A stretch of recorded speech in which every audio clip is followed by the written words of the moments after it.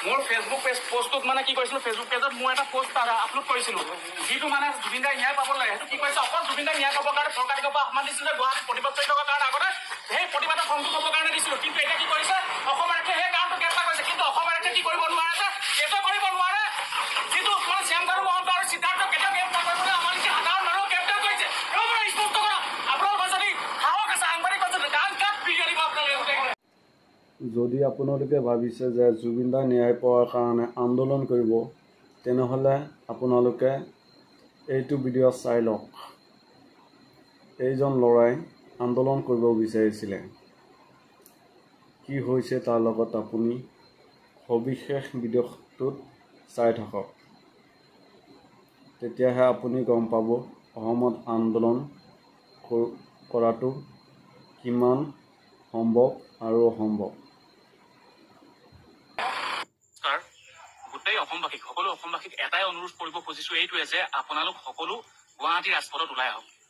আমি এটা সময় নিৰ্ধাৰণ কৰিছো, আমাৰ গোলাঘাট ডিষ্ট্ৰিক্টৰ পৰা বুলি নহয়, সকলো ঠাইৰ পৰা আহিব পাৰিব। আপোনালোকে এটা জংচনৰ পৰা বা ব্যক্তিগতকে আহিব নালাগে, আপোনালোকে কোনোবা এটা জংচনত সংযোগ হওক। আমাৰ যেনেকৈ কাইলৈ ৰাতিপুৱা 10 বজাত আমি এতিয়া গোলাঘাট জিলাৰ পৰা কমেও এতিয়ালৈকে 1000ৰ ওপৰত ফৰকাটিকত আমি মিলিম সকলোগাল, আৰু 1000ৰ ওপৰত মানুহ যাম। আৰু যদি কোনোবা যাব বিচাৰে তেওঁলোকে আমাৰ লগত সংযোগ কৰিব বা আমাৰ ইনবক্সত মেছেজ কৰিলে আমি সকলোবিলাক যাম। নহ'লে জুবিন দাই কেতিয়াও ন্যায় নাপায়। আমি যদি এনেকে ঘৰত হাত সাবতি বহি থাকো, জুবিন দাই কেতিয়াও ন্যায় নাপায়। সেইটো কাৰণে সকলোকে বিনম্ৰ অনুৰোধ কৰিছো, আপোনালোকৰ ভৰিত ধৰিছো যে আপোনালোকে গুৱাহাটীৰ ৰাজপথত ওলাই আহিব লাগিব। যদি জুবিন দাৰ আপুনি অনুৰাগী হয়, যদি জুবিন দাক আপুনি ভাল পায়, তেতিয়াহ'লে আপুনি নিশ্চয় আহিব। আপোনাৰ সকলো পৰিয়ালৰ সকলো আহিব নালাগে, আপোনালোকৰ পৰিয়ালৰ একোজনকৈ সদস্য আহক, যদি জুবিন দাক ন্যায় দিবলৈ মন আছে। বৰ্তমান সময়ত আজি CID কাৰ্যালয় দেখিবলৈ পোৱা গৈছে ৰবি শৰ্মা, আমাৰ যতীন বৰা ডাঙৰীয়া আৰু আমাৰ শিল্পী সমাজৰ এজন দুজন ব্যক্তি। কিন্তু বাকী শিল্পী সমাজৰ মানুহবিলাক ক'ত গ'ল, বাকী শিল্পীসমূহ ক'ত গ'ল? আমি যদি প্ৰত্যেক ঘৰৰ এজনকৈ যাওঁ সদস্য, প্ৰত্যেক পৰিয়ালৰ এজনকৈ সদস্য হওঁ, তেতিয়াহ'লে যদি গুৱাহাটী ৰাজপথত আমি প্ৰতিবাদ কাৰ্যসূচী কৰোঁ, তেতিয়াহ'লে জুবিন দাই ন্যায় পাবই।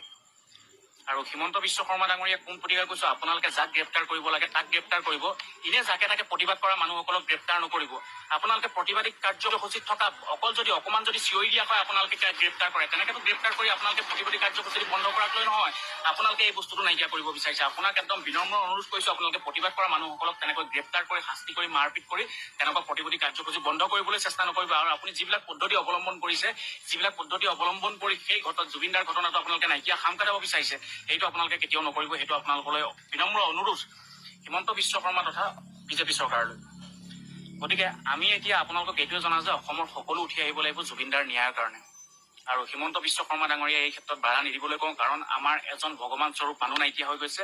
আৰু সকলোৱে এই ক্ষেত্ৰত কোনো জাতি ধৰ্ম নাই, সকলোৱে তেওঁৰ কাৰণে প্ৰাৰ্থনা কৰিছে, দোৱা কৰিছে, সকলোৱে কোৰাণ তিলাৱত কৰিছে, সকলো ধৰণৰ কাম কৰিছে, সকলো ধৰ্মৰ মানুহে যাতে জুবিন দাই ন্যায় পাব লাগে।